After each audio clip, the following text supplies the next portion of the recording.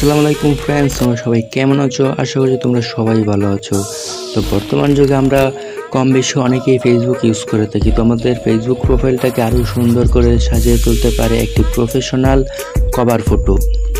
তো আজকের ভিডিওতে আমি তোমাদের সাথে এরকমই একটা প্রফেশনাল কভার ফটোর PLP ফাইল শেয়ার করব, যেটা তোমরা ডাউনলোড করে ইউজ করতে পারবে ফ্রিতেই। তো PLP ফাইলটিতে মূলত পাসওয়ার্ড দেওয়া রয়েছে। তোমরা ভিডিওটি কন্টিনিউ করতে থাকো, তোমরা পাসওয়ার্ডটি পেয়ে যাবে। তো চলো বন্ধুরা, ভিডিওটি শুরু করি।